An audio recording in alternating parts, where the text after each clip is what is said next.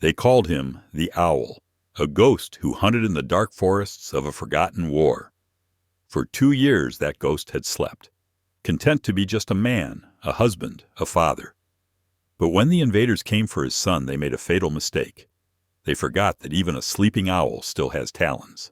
The morning mist clung to the Tatra Mountains like the breath of sleeping giants.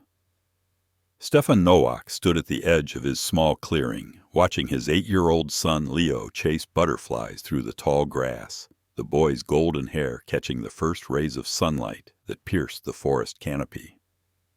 The sound of Leo's laughter echoed off the pine-covered slopes, pure and untouched by the darkness that had swallowed the world beyond these mountains. "Oh, Papa, look!" Leo called out, cupping his hands carefully around a bright orange butterfly. "I caught one, but I'm going to let it go. Mama says they need to be free to be beautiful." Stefan's weathered face softened into a rare smile. At 34, his body bore the quiet scars of another life, a slight limp from shrapnel, hands that moved with the precision of a man trained to kill, eyes that seemed older than his years. But here, in this pocket of peace carved from the chaos of occupied Poland, he was simply a father watching his son discover wonder in small things. "Your mama is wise," Stefan said, his voice gentle. "Freedom is what makes all beautiful things shine." From the cabin behind them came the sound of Anya humming a Polish lullaby, her voice drifting through the open window as she prepared their morning meal. The scent of fresh bread and pine sap filled the air. For a moment, Stefan allowed himself to believe this sanctuary could last forever. But the war had a way of finding even the most hidden places. The rumble came first as a distant tremor, like thunder rolling through the valley. Leo looked up from his butterfly, his young face curious rather than afraid. Stefan's body went rigid. He knew that sound, the deep growl of panzer engines grinding their way up the mountain road. "Leo," he said quietly, his voice unchanged but carrying a new weight.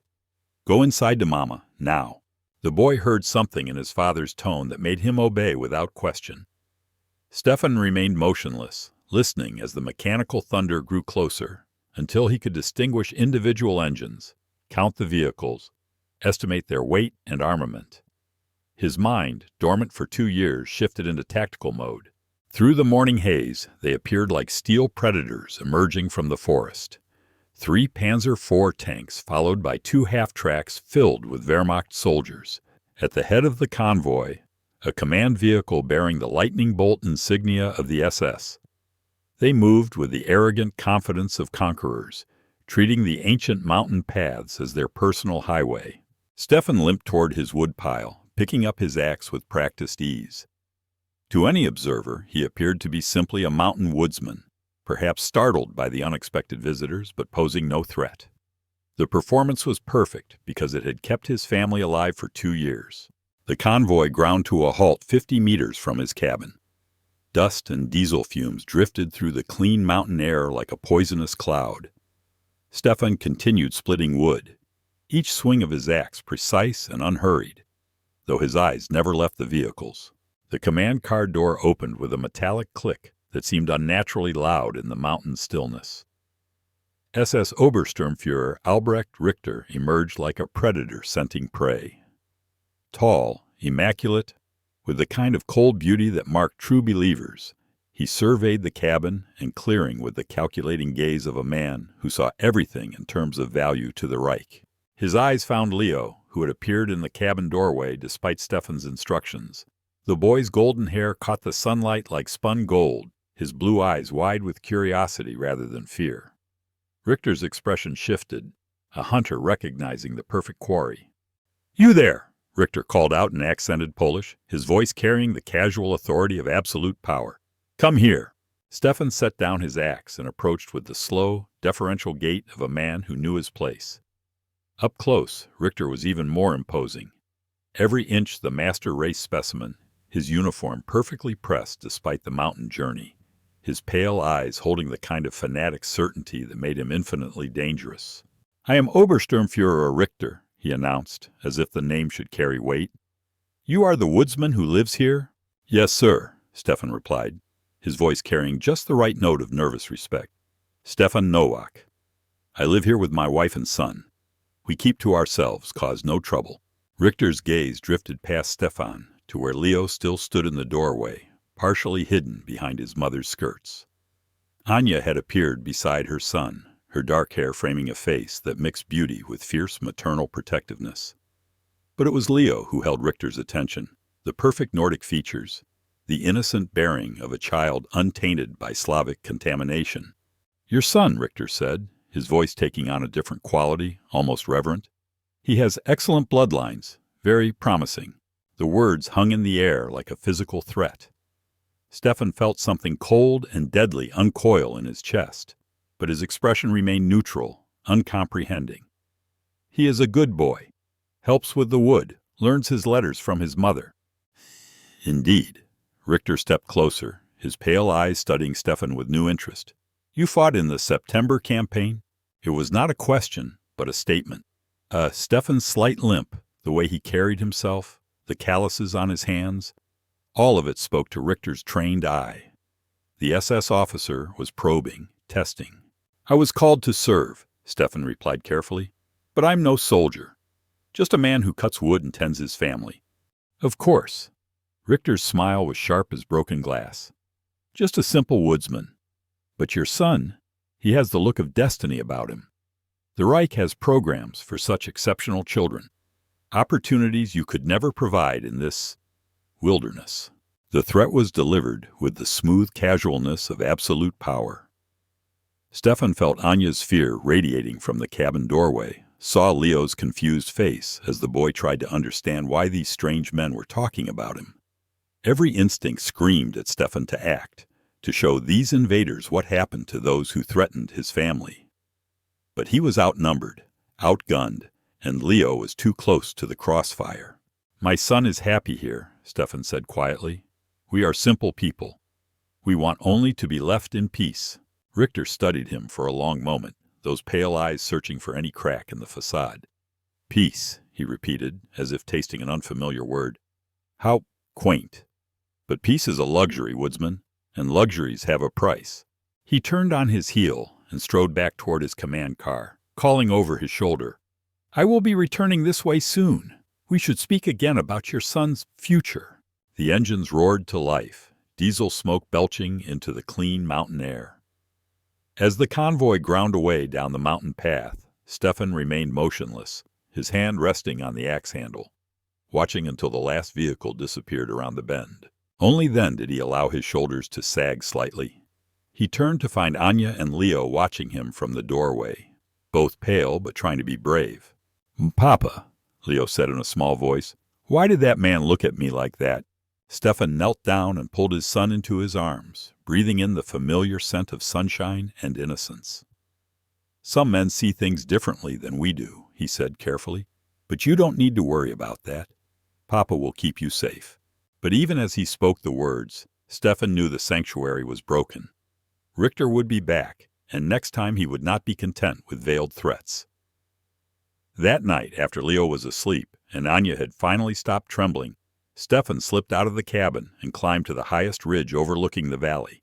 The owl's call that echoed through the darkness was not the cry of any natural bird. It was a signal, coded and precise, that had not been heard in these mountains for 2 years. In the depths of the forest, other calls answered. The badger's gruff bark, the sparrow's musical trill, the voices of 30 ghosts awakening from their long sleep. The shepherd was calling his flock home. The next morning brought with it a change as subtle as the shift of seasons, but infinitely more dangerous. Stefan moved through his daily routines, splitting wood, checking his traps, tending to the small garden behind the cabin. But his eyes constantly swept the forest line, cataloging every shadow, every broken branch, every bird that fell silent at the wrong moment. Anya felt it too. She had lived through the siege of Warsaw, had seen what happened when the Reich decided to take something it wanted. Her hands shook as she prepared Leo's breakfast, and she found excuses to keep the boy close to the cabin, away from the open meadow where he loved to play. "Tell me," she whispered to Stefan as they worked together in the garden, her voice barely audible above the mountain breeze. "Tell me what you're thinking." Stefan's hands never paused in their work, but she saw the way his jaw tightened. "I'm thinking we should have left 2 years ago," he said quietly. "I'm thinking I was a fool to believe we could hide forever." "The others?" "They're watching. Have been since last night." He gestured subtly toward a stand of pines on the eastern ridge. To untrained eyes it looked empty, but Anya had learned to see what Stefan saw, the sparrow's position, concealed among the branches like a deadly angel. "If he comes back—" "Oh, when he comes back," Anya corrected. "When he comes back, we'll be ready." But readiness was a fragile thing when facing the machinery of the Reich. 3 days after Richter's first visit, the signs began to multiply. Patrol routes that had never touched the upper valleys suddenly became regular thoroughfares. Wehrmacht soldiers appeared in the village below, asking questions about the families in the mountains, offering rewards for information about unusual activities, or strangers who don't belong.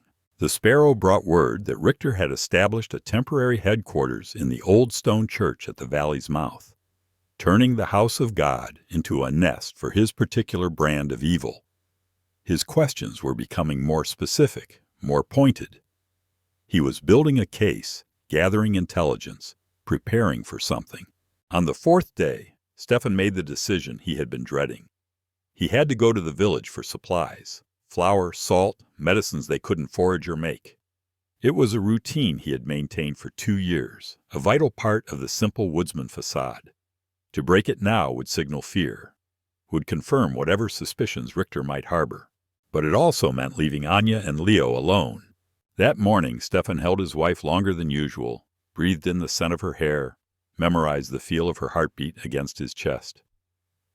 "If anything happens," he whispered against her ear, "use the cellar. Wait for my signal." She nodded, not trusting her voice. They both knew the signal. 3 short blasts on the shepherd's horn hidden beneath their bed. The sound that would mean run, hide, survive at any cost.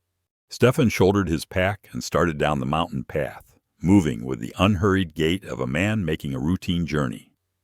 Behind him, the cabin looked peaceful in the morning sunlight, smoke rising lazily from the chimney where Anya was preparing Leo's lessons for the day.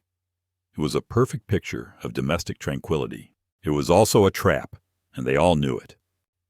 Stefan was barely 2 kilometers down the path when the sparrow's warning call echoed through the forest, sharp, urgent, repeated 3 times. The signal for immediate danger, multiple hostiles moving fast. He dropped his pack and began to run. Behind him, Richter's vehicles were already climbing the path to the cabin, the SS officer's pale eyes bright with anticipation. Today he would add another perfect specimen to his collection. Today he would show this stubborn woodsman the true cost of defying the Reich. But as Stefan crashed through the underbrush, his lungs burning and his old wounds screaming in protest, one thought blazed through his mind with crystal clarity. Today, Albrecht Richter would learn why they called him the Owl. Stefan burst from the tree line to see smoke rising from his cabin's chimney. Not the lazy curl of a cooking fire, but the thick black smoke of the emergency signal. His heart hammered against his ribs as he spotted the German vehicles parked in his clearing, their engines still ticking as they cooled. But it was the silence that terrified him most. No shouts, no struggle, no sound at all from the cabin that had been filled with life just hours before. He forced himself to move carefully, using the forest skills that had kept him alive through a dozen impossible missions. Every shadow could hide a sentry. Every snapping twig could betray his position. The badger materialized beside him like a ghost, the older man's weathered face grim with understanding. 3 vehicles, the badger whispered. 12 men plus the SS officer. They went in hard and fast. Anya, alive, saw them carry her out unconscious. But Stefan? The badger's voice trailed off, unable to finish. Stefan didn't need him to. Leo was gone. They found the signs of struggle in the cabin. Overturned furniture, Anya's blood on the wooden floor, the small shoe Leo had lost in his desperate flight. Stefan knelt in the wreckage of his sanctuary, his hands trembling as he picked up his son's worn leather boot. The rage that filled him was pure and clean, like molten steel in a forge. It burned away everything unnecessary, fear, doubt, the last vestiges of the simple woodsman he had pretended to be. What remained was the weapon the Polish army had spent years perfecting. The night hunter, who had earned his nickname in the charnel houses of a dozen battlefields. Stefan rose slowly, Leo's shoe clutched in his fist. When he turned to face the badger, his eyes held the cold fire of a man who had crossed a line from which there was no return. "Gather the battalion," he said quietly. "All of them. Stefan, we need to be smart about this. Plan it properly. Now." The word cut through the air like a blade. "They have my son. They hurt my wife. There will be no planning, no patience, no mercy." He looked toward the village below, where the church bells were beginning to ring the evening hour. "Tonight, we remind the Reich why they fear the darkness." The badger nodded slowly. He had seen Stefan in combat before, had watched him turn impossible odds into crushing victories through sheer will and tactical brilliance. But this was different. This was personal. As darkness fell over the Tatra Mountains, 30 ghosts began to move through the forest. They came from hidden bunkers carved into the mountainside, from caves concealed behind waterfalls, from bolt holes scattered across 100 square kilometers of wilderness. They carried weapons wrapped in oiled cloth, explosives lovingly maintained through 2 years of waiting, and the accumulated rage of men who had watched their country die. The Sparrow brought final intelligence as they assembled in the pre-dawn darkness. "Richter has the boy in the church basement. Heavy guard, at least 6 men on rotation. The panzers are parked in the square, crews sleeping in the vehicles. Standard watch pattern, 2 men awake per tank." Stefan studied the rough map she had sketched in the dirt, his mind calculating angles of approach, fields of fire, timing sequences. The church sat at the center of the village, surrounded by open ground that would make a frontal assault suicidal. But Stefan had not survived this long by fighting fair. "Badger, take teams Alpha and Beta. Hit the armor first. Thermite charges on the engine blocks, magnetic mines on the ammunition stores. Make it loud, make it bright. Draw every eye in the valley." He turned to the Sparrow. "You take Team Gamma, secure the perimeter. Nothing gets in or out of that village." "And you?" the badger asked, though he already knew the answer. "I'm getting my son back." The attack began at exactly 3 a.m., the darkest hour before dawn. The badger's teams moved like flowing water, invisible in the shadows until the moment they struck. The first panzer died in a gout of white-hot flame as thermite burned through its engine block like paper. The second followed seconds later, its ammunition magazine cooking off in a display of pyrotechnics that lit the entire village square. Chaos erupted as German soldiers stumbled from their quarters, half-dressed and blind in the sudden darkness that followed the brilliant flames. They fired at shadows, at ghosts, at enemies, who struck and vanished like smoke. The badger's voice carried across the square, shouting orders in perfect German, sending Wehrmacht units racing toward imaginary threats, while his real team slipped away into the night. Under cover of this magnificent distraction, Stefan approached the church like death walking. The ancient stone building had stood for centuries, a sanctuary where generations had come to pray for peace. Tonight it would see war. The guards at the main entrance died without a sound, Stefan's knife finding the spaces between their ribs with surgical precision. He dragged their bodies into the shadows, then slipped through the heavy wooden doors into the nave. Inside, the church was a maze of shadows and flickering candlelight. Stefan moved through it like a wraith, every sense heightened, every nerve singing with deadly purpose. He found the stairs to the basement behind the altar, descending into darkness that seemed to pulse with malevolent intent. The basement had been converted into a makeshift prison. Crude cells lined the walls, most empty, but for the one at the far end, where a small figure huddled in the corner. Stefan's heart nearly stopped as he recognized Leo's golden hair, now matted with tears and dirt. Papa?" The whisper was barely audible, full of hope and terror. "I'm here, son," Stefan breathed, his hands already working on the cell lock. "Papa's here." "How touching," a cultured voice said from the shadows. "A family reunion." Stefan spun, his pistol appearing in his hand as if by magic. Richter stepped into the dim circle of light cast by the single bulb, immaculate even now, his pale eyes bright with triumph. "You're not just a woodsman, are you?" Richter continued conversationally, seeming unconcerned by the weapon pointed at his chest. The way you move, the precision of your approach. I had suspected, but now I know. You're military, special forces perhaps. One of those legendary Polish commandos we heard so much about. Stefan said nothing, his finger tightening on the trigger. But Richter raised his hand, revealing a detonator clutched in his palm. Explosives, the SS officer explained with a smile. Wired throughout this basement. One twitch of my finger, and your precious son becomes part of the rubble. So please, lower your weapon and let's have a civilized conversation. The standoff stretched between them like a taut wire. Above, the sounds of battle continued. Explosions, gunfire, the screams of dying men. Stefan's entire world had narrowed to this moment, this choice, this impossible equation of violence and love. You see, Richter continued, I know what you are now. The owl, isn't it? Yes, I've done my research. The ghost who haunted our supply lines. The phantom who made entire battalions disappear. You've been hiding in these mountains like a coward while your countrymen died. Let him go, Stefan said quietly. Take me instead. Oh, I intend to take you both. The boy will be raised properly, turned into a true son of the Reich. And you will tell us everything about your little ghost army before we hang you from the nearest tree. But Richter had made one crucial mistake. In his arrogance, his need to gloat and explain, he had forgotten that ghosts rarely hunt alone.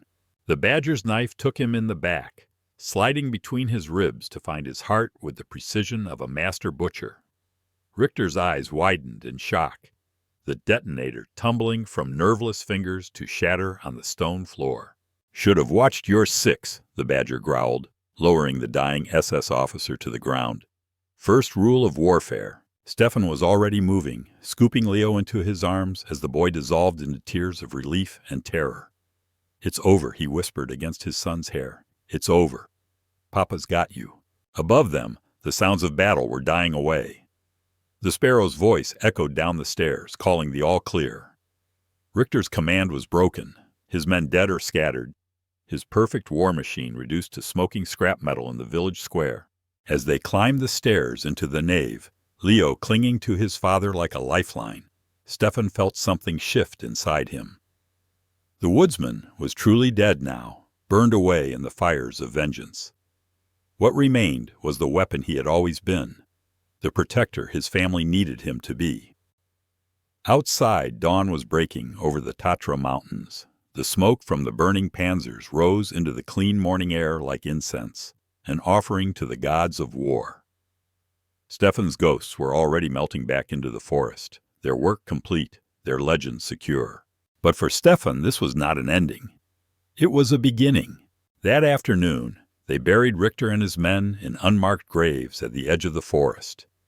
No prayers were said, no markers left. They had come to the mountains as conquerors and would remain as fertilizer for the pine trees. Stefan stood at Anya's bedside in the hidden medical bunker the sparrow had prepared, watching his wife sleep.